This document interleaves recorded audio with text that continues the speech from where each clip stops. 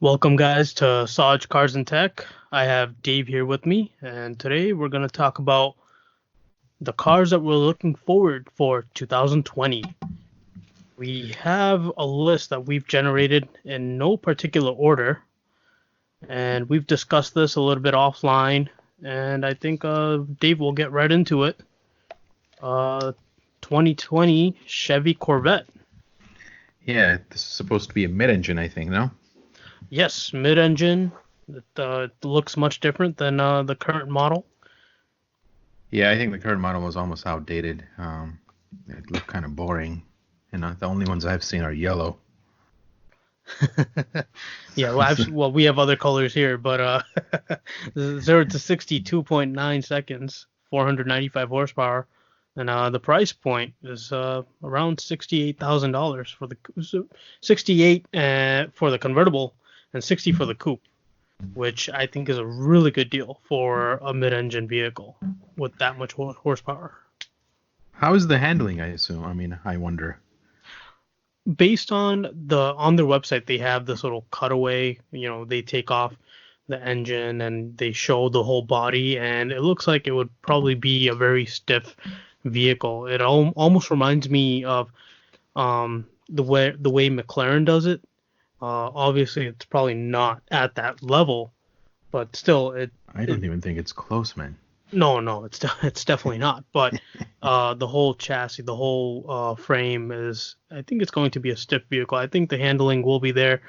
I wonder if people are going to, it's not a tuner's car, but I wonder if people are going to go and kind of make this a bit more stiff, make it faster, make it handle better.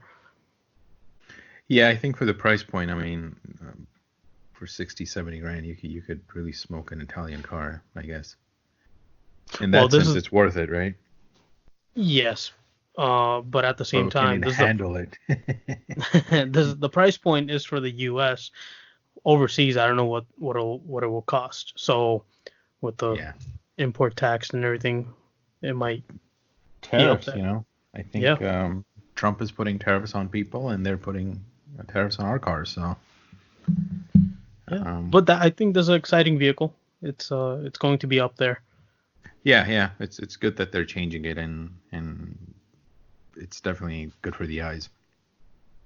I would definitely want to see this vehicle on the street. I definitely think the amount of Corvettes I see nowadays, it's quite a bit. So if this is their replacement, if people are going to trade in their current vehicle and get this is going to be quite a bit of Corvettes on the road, mid-engine, and it's going to be a looker. I'll definitely take a second glance if I see one on the road. Yeah, definitely. What's next on the list? We have the Rivian R1T. So I don't know much about this car, so tell me about it. So this is the pickup truck, electric pickup truck. Production starts in the second half of 2020. And we have a $1,000 deposit online if you want to get yours pre-ordered. And they're saying it's going to be around $69,000 without rebates at the starting price point. 400 miles of range, 0 to 60 in 3 seconds. Quad motors. They have 3 different batteries, 105, 135, and 180 kilowatt hours. The only thing, 11,000 pounds of max towing. The only thing that I could think of this truck, it looks great on paper. It has the proper aspects for it to be a proper competitor to the Cybertruck, but at the same time, this is a new manufacturer. How are they going to meet their production goals?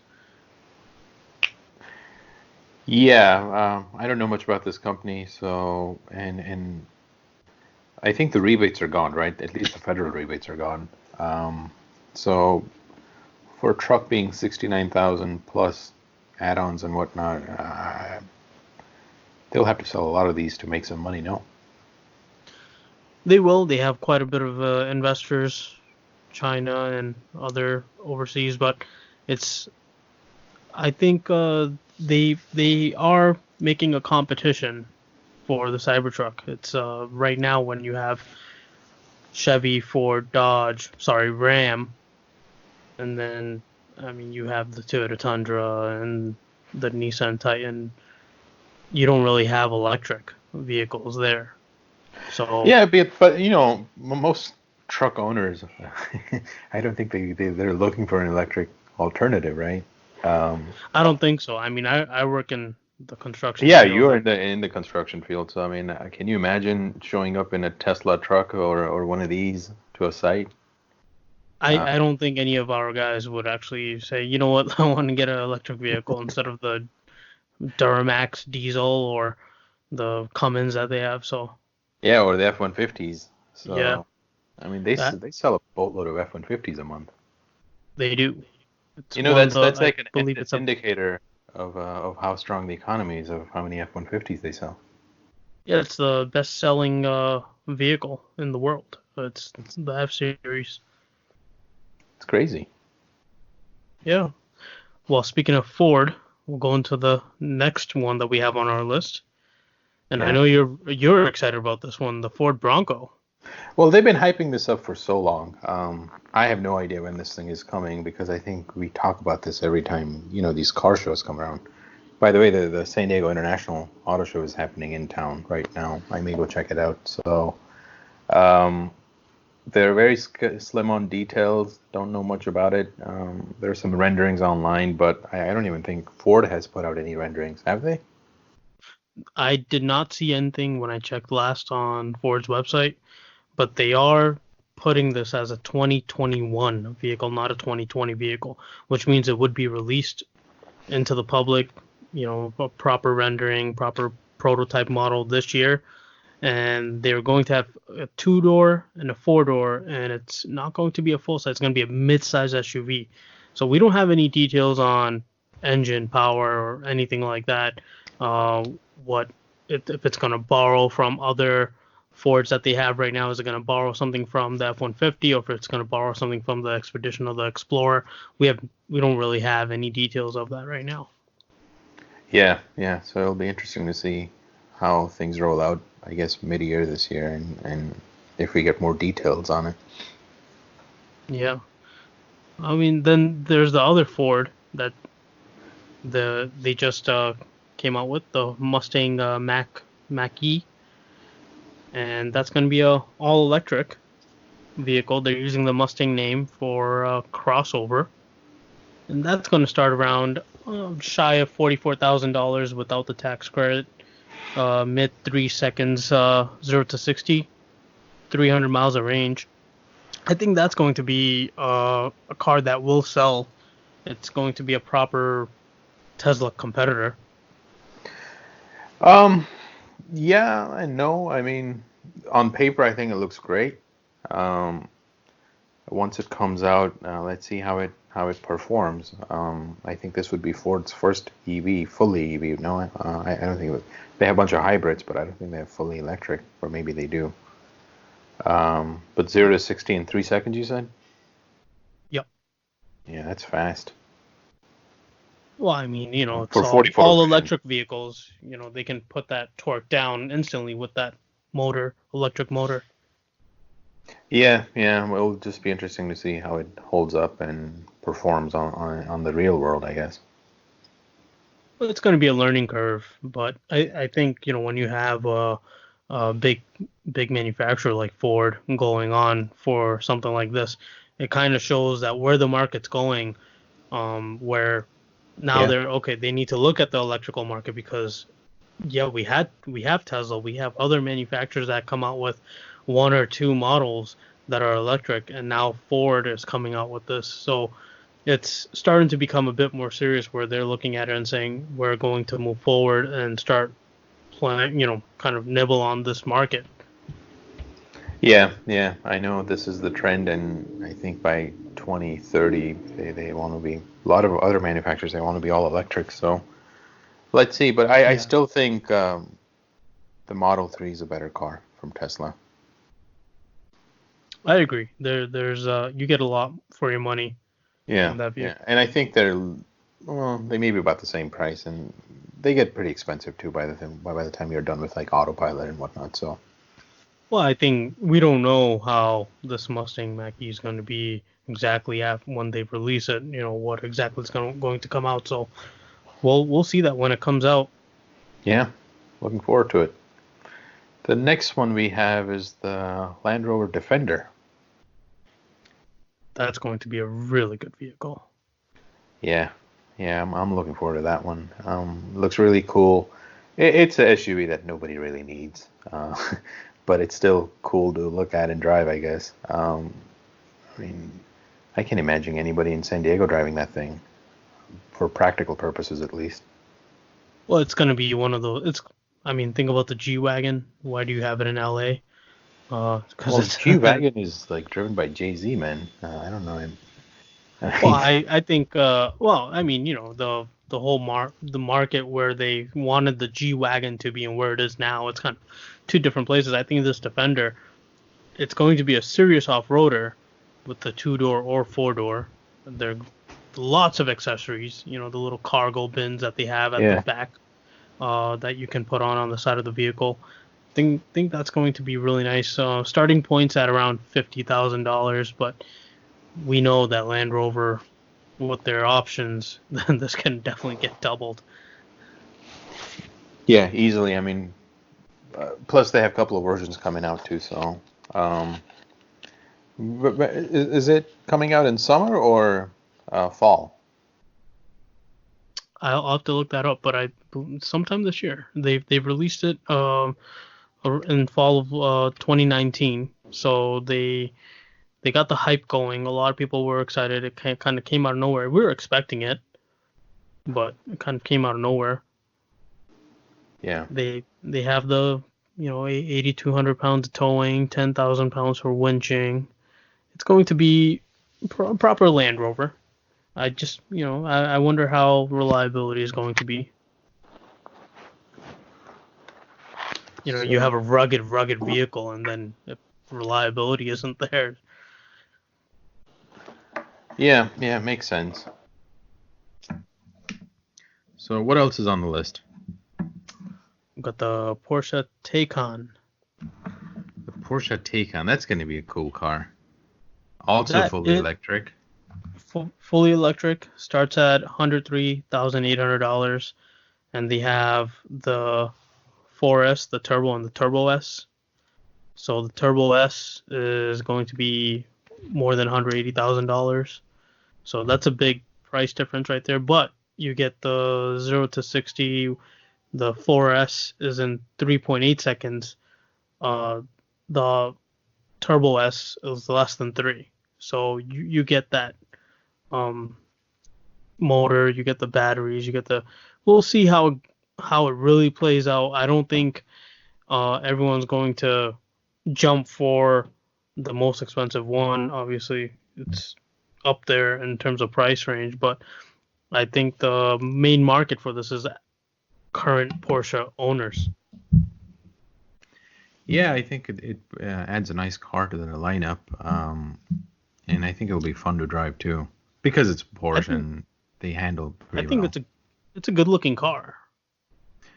Yeah, I think it's a good looking car. I don't like the front very much, but I'm sure they'll give it a facelift like they always do here and there. But it's still a pretty decent looking car. It's almost like a Gran Coupe, no? Almost, yeah. It almost reminds me of if you took the Panamera, kind of chiseled it out a bit, made it a bit smaller, you end up with a Taycan. Yeah. But a cool looking car, kind of expensive, but let's see. I can't wait to test drive it at least. What's the next car you're looking forward to? The Tahoe, they're doing a whole new Tahoe and Suburban.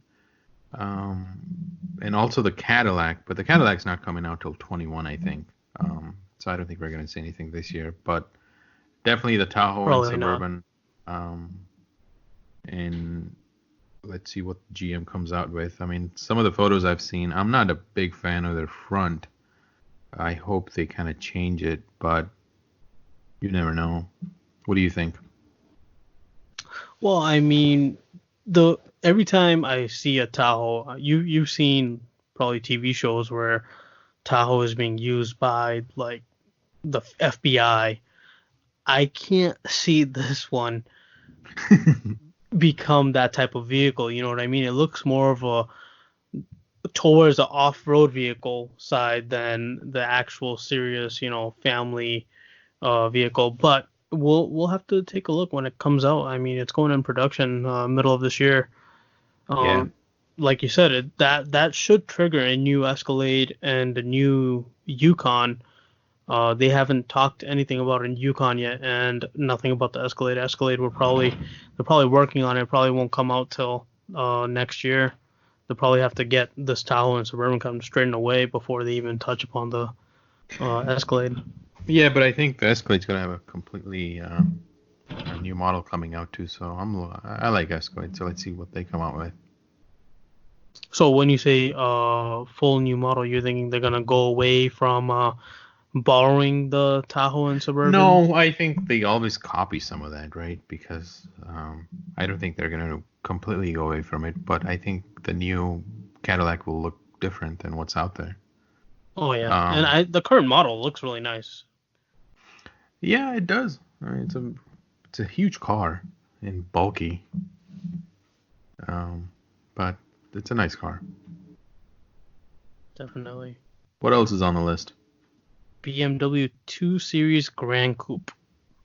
Yeah, I don't know why they're making this one. I have a 4 Series Gran Coupe, and I think it's small from the back for the back passengers.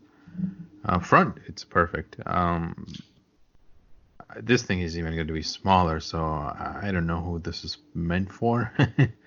I guess not anybody who is 6 foot and up.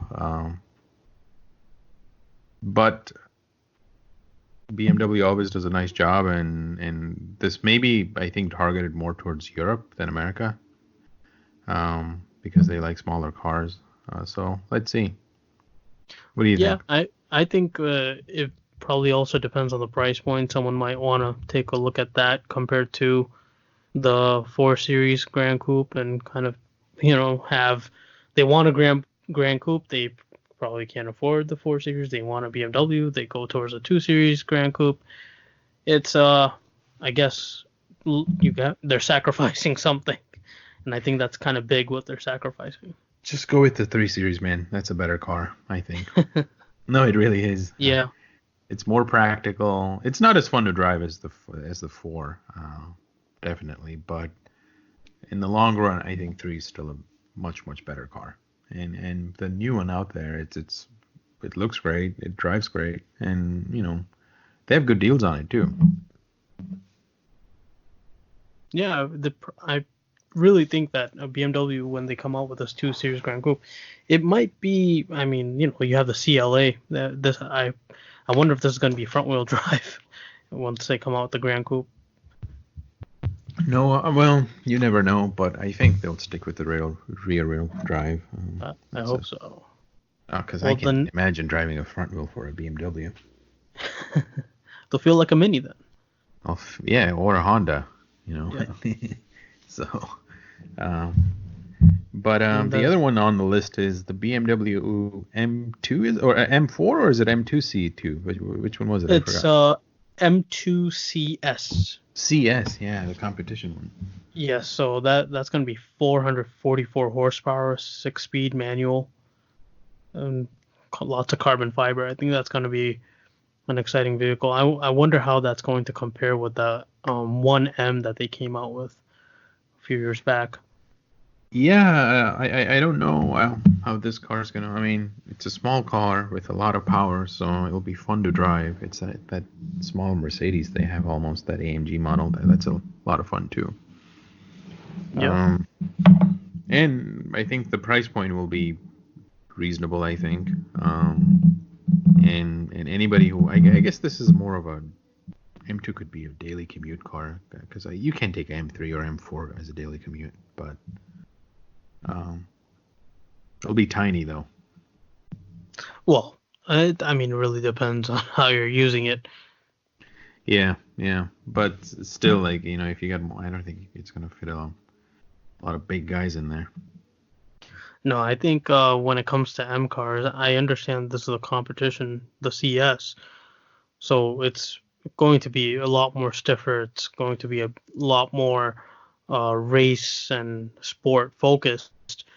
But at the same time, I would still look at an M3. Probably price point might be similar, and I'll still probably go for an M3. It might be a little bit more comfortable, more practical. Yeah, I think in the M cars, my favorite is the M5. It's spacious. It drives fantastic, and it's an M5. You know. So, but let's see what when does this come out? The BMW M2 CS. They're going to release it this year, so we'll see when it actually goes into production. Do we know the price? We don't have the price. What's next? I think the Volkswagen Autos. Is that how we pronounce it? Atlas. Atlas Cross Sport. So you like VW, so tell me about it. So the Volkswagen Atlas, the current Atlas, is a 7-seater SUV. In my opinion, I think it's a pretty good-looking SUV. Unfortunately, when that came out, the Touareg, which was the real more off-road and more serious SUV, was taken out of the lineup for the US.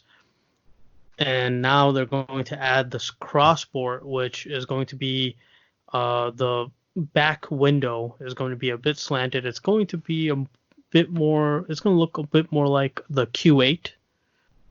I don't know why a lot of these manufacturers, when they say sport, they need to make the back D pillar into a bit more slant. But I'm not really sure about this car. If this is going to be really up there for if someone wants to actually take a look at and buy a car, this is going to be a serious car for them.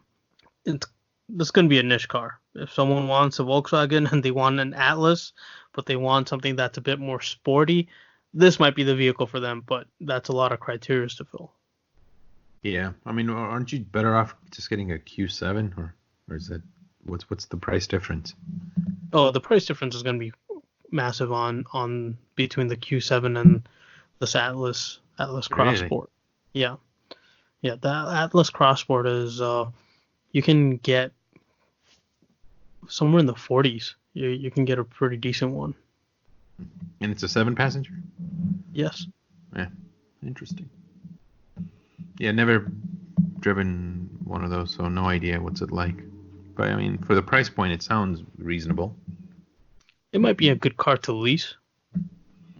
Yeah. Lease. Just for short term, kind of just throw it around for a few years and then get rid of it, and then on to the next venture of the next vehicles that are out there. Yeah. What's next? Audi RS6? RS6 Event. So the RS6 Event, they've had the previous generations in Europe, and now they just came out with the Event in the US. Anyone that's been an Audi fan, anyone that's been an RS fan has been looking forward to this for a while now. It's a very, very good looking car. It's an Event, which is station wagon. Well, it's a wagon type. Estate car, they call them, right? Estate, yeah. It's going to go straight up against the E Estate, AMG, Mercedes. Yeah, I'm not a big fan of station wagons. I think they're hideous. So I don't know what to tell you on this one. I mean, the specs are pretty cool, man. But who in their right mind would buy this thing? Oh, you should take a. I mean, when you get. Well, a chance, I'm sure the enthusiast and the fanatics would, but any normal person, can you convince your wife to buy this thing? No. Probably the RS7 though, because that's the other car that's coming out. The RS7 or the RSQ8, those are the other two Audis that are coming out. But at the same time, I mean, these are the price point is up there because they're the RS model. That's the highest you can go when you have the S, then the A, then the S, then the RS. So yeah. The price point is going to be up there, but you get the power, you get all the tech. You get the nice luxury feel. So I think Audi as a brand, as these vehicles are going to be a great vehicle, but at the same time, you have Mercedes and BMW coming out with uh, their own version. Well, they already have vehicles where it's, if someone buys a BMW once, you, for example, you're probably going to buy a BMW again. You have returning customers. So I think someone to go from Mercedes to Audi or BMW to Audi for this vehicle, it's either they've been waiting for this car or they want something changed, or they probably might not even just consider this car and might replace it with another Merc or BM. Yeah, it'll be interesting to see how many cars they sell. And I would also like to know who buys these things. I mean, I'm not really curious now.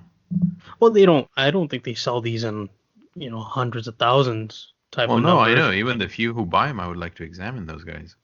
Yeah, I think I wonder if most of these are leases. Yeah. Probably expensive leases, but I don't really think these probably depreciate quite a bit. So I wonder the same. Yeah, that'll be interesting.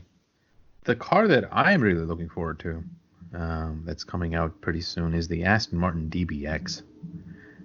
That's also crossover SUV kind of a thing. It's 4.0 V8. Everything is supplied by Mercedes Benz AMG division, I think, because I don't think Aston Martin makes any of those engines. 542 horsepower, 516 pounds of torque, 0 to 60 in like 4.3 seconds, and top speed of 181. So I think this is going to be a fun little crossover. I know we talked about this before, and you said the price point was a little too high, but this is just how they are, man. They don't like cheapening these products because I think they would think this would diminish the brand somehow. So, what do you I think? agree. I think it's going to be. I saw a video, but it was a pre-production model, more of a prototype. So I wonder what the real one, when the real one comes out, how it's going to actually feel on the inside. But I saw the pictures, I saw some of the videos. It's a very, very nice looking vehicle. I think all Aston Martins and all of their cars are really nice looking, especially with the new Vantage. But that's already been released. But Yeah, I can't wait to test drive this thing in the summer. Yeah, this is gonna be nice. 9-speed automatic transmission. Wow, that'll be interesting. Yeah, there's just I think a couple of AMGs have it too. No. Yeah, I mean when you see it in an SUV like this, I wonder if it's gonna have any off-road capability, or if it's just gonna have, it's for the family to lug around, 5 people. It's I think it's for the latter. I don't think anybody in their right mind would off-road in this thing. I mean, you can, but can you imagine with all the dents you put on it? Oof. Well, So, you see some of these videos where people are taking the Bentley Bentayga out, and it's just, please stop. yeah, I mean, it's insane. I don't think I could. I don't even like off-roading, man. Do you go off-roading? I think I'm this typical Indian guy who I'm worried that something will happen. I'll tell you a quick story. I was in Santa Fe a few months ago, Santa Fe, New Mexico, and the hotel I was staying at, they gave me this AMG SL something, very nice car. And we were driving around, and I almost took it on this side road because my wife wanted to explore the goddamn mountains. It didn't work out very well because it became almost a freaking disaster, and I thought I was going to ruin the car. So that's one reason I don't go off-roading. How often do you go? Every day. What? Every time I get onto the road, the conditions here feels like I'm going off-roading. The road conditions here aren't the best. It feels like I'm going off-roading all the time, but who is in charge of the government there? It must be a Democrat. I'm gonna have to find out. I don't really Nothing pay attention Democrats. to all that where changes too often for I my know. life. I mean, You have a lot of potholes, I guess. But then again, you have weather to deal with also, right? Oh yeah, In your the part of the town. snow. Well, I mean, I'll keep it short, but the physics of it is when it snows and then the snow melts, and then at night it turns into ice because it gets cold again, Yeah. and water expands as it cools. So if once it becomes ice, it expands and it creates cracks in the road. And then when a plow comes by and let's say that crack is a bit higher, it can tear that whole road off, and that's how you end up with potholes. And it gets pretty cold up there. Yes, Have you thought about moving? many times. Yeah, like somewhere warmer, you know? So, anyways, back to cars. Well, I guess you would need this car to drive around in your part of town. It's an SUV, man, so I think the DBX would do you well. Oh, definitely. I'll like You to know? test drive when it comes out. Yeah, this is definitely going to be one of those vehicles where it's it's in that whole trend, SUV crossover trend that all these manufacturers are going with. I think we're waiting for Ferrari and McLaren. Yeah, I mean, I can imagine what a McLaren would look like as an SUV. That would be interesting. Yeah, I don't know if they would even go towards that route. I think they're I don't doing think, fine the way that they are. yeah, I don't think they are targeting soccer moms. No. So, anyways, anything else we are looking forward to? I'm sure we missed one or two, but I think this was a pretty extensive list, no? Well, I mean, besides cars, I know Aston Martin just you sent me a picture of it. It was a Aston Martin helicopter. They're Oh yeah, teaming that up thing with is cool. They're yeah, teaming up with Airbus. yeah, and I think that looks awesome. I don't know what the price range is going to be. I don't really know how to compare specs for helicopters, but just the way that this thing looks, it's gonna be. I don't know if that's gonna be the next sort of transportation that everyone's gonna be looking at, helicopters. But it's gonna be a looker. Yeah, well, Airbus, I'm an aviation geek, so I know all this. I know a lot of nonsense about planes and stuff. So they're just teaming up with Airbus so they can create this niche product. Somebody in Dubai is probably going to buy a boatload of these, you know. But it's like a personal transportation thing that it's a helicopter, but it's a beautiful looking helicopter. And let's see what it actually, how it performs once it comes out in the next 2 years or so. But cool looking thing. Yeah, this is gonna be. I wonder if you have to have an Aston Martin vehicle in order to buy this helicopter. I know they did that with the little Signet. I don't know if you remember the Signet. It was a Toyota IQ, the Scion IQ that we have here. In order for you to buy that vehicle, you had to have an Aston Martin. So that way Really? you have. Yeah. So I wonder if that's one of the requirements for this. Well, if you're buying this thing, I'm sure you could buy an Aston Martin, so it should not be a problem. I mean, if you're going to buy a helicopter, I mean, what is buying an Aston Martin? Nothing. Yeah. So, Let's talk about a few cars that we're not looking forward to in 2020. We were talking this offline actually, and we didn't get to add it on our list, but there are a couple of cars that they stopped making, right? One was the Ford Taurus. I remember I used to have a Lexus, and I would drive behind it, and my eye level was like at the top of the trunk for that vehicle. It was massive. Yeah, so I'm glad they're not making that again. The other thing they need to, like, somebody needs to step in, man, is this Toyota Camry. I don't know what the hell is happening, but the new ones that are coming out, they look. I mean, have you seen one recently, Saaj? I have seen some, Like, and I'm talking about what's coming out, like on the internet, like the new yeah. one. So the new one, the new one. Now you might not know this because you probably don't follow Toyota. They're finally coming out with an all-wheel drive version. I don't think they haven't. done that for a long time. An all-wheel No, drive that's version, that's wonderful, man. But what about the body style? Come on. I know the body style. Now, I just want to touch upon the all-wheel drive. When I saw it on their website, it's only for the XSE model, and that's kind of up there in pricing. I only think that they're coming out with this all-wheel drive model is because they're probably seeing that their sales are diminishing because everyone's going for the RAV4. So Yeah. they probably are saying, okay, you know what, we need to get this back on track. Everyone wants to buy an all-wheel drive vehicle. Let's give this thing all-wheel drive. We got to figure out what kind of mushrooms this guy is taking before he starts designing this thing, because it is, I mean, I'm looking at it and it just looks like it's flying and it's not even going anywhere, you know?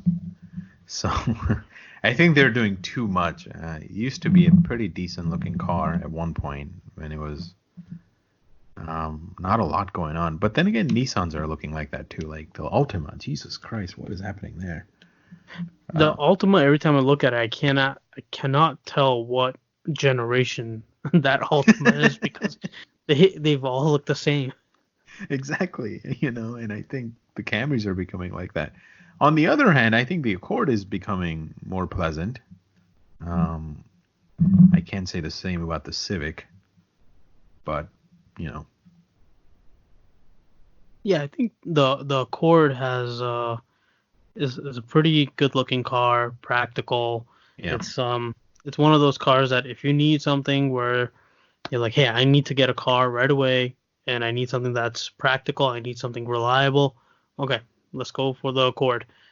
Pretty good price range, you get pretty good tech, interior's okay, exterior's okay. I think it's overall as a vehicle, it's one of those where it's like, okay, you know what, I can go for this. Yeah, yeah. So what's one other car that we're not looking forward to? Well, I believe this is on your list. It might not be on my list, but the Hyundai Palisade. Yeah, I looked at this thing and I'm like, what the heck is this? I mean, the front, it's I look on specs, I get it. It's like 7-passenger. It has like how many horsepowers and all of that. You know more about this, but the way it looks like a funeral car. You can fit 7 people or 2 coffins. You know, I mean, I don't know. I'm not a big fan of this car for whatever reason. It's just. I think you probably have to. I mean, if you look at this in real life and kind of just go away from the pictures, it's a full size SUV, and I think it's going to be one of those where if you want a vehicle where you can get the 7-passenger.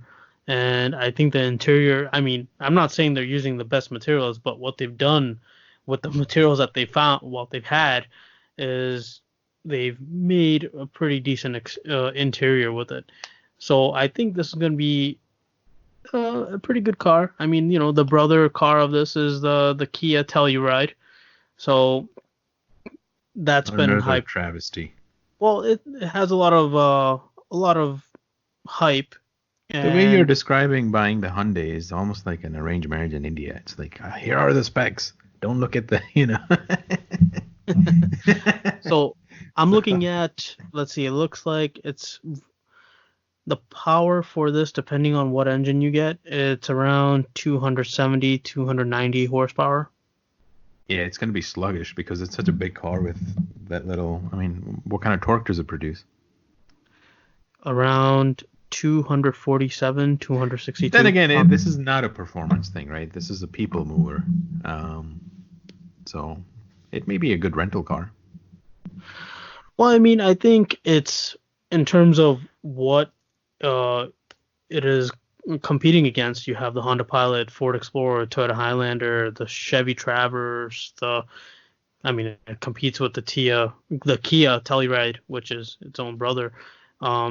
It's a pretty good car. You're getting a lot more for your money, but at the same time, when you look at vehicles, you look at the Sonata and then you look at the Accord, Camry, Altima. Which one do you end up buying? You know, the Accord. You know, or more people right now. It looks like Camry. see them a lot on the road, at least the taxis in Boston. But I think for the vehicle competition, they came out with a pretty good car. It's not a BMW, it's not a Mercedes, it's not going to compete with those. It's not meant to compete with those. But I think these are going to be one of those vehicles where people might say, you know what, let me look at this vehicle as well, rather than just go for the Highlander, go for the Pilot, even though I think the Pilot and the Explorer are probably the two that I would look at first. Yeah, I would just drive by the dealership and go somewhere else personally, but you know, I like tanks. You know, and Hyundais are not tanks. They're. I had a Hyundai for full disclosure back in the day, and I loved it. You know, it was a wonderful car, but for the price point, if you're paying in the mid 30s or something, get an MDX, man. You know. Yeah, but does MDX have 7 seats? They have options, yeah. Oh, okay.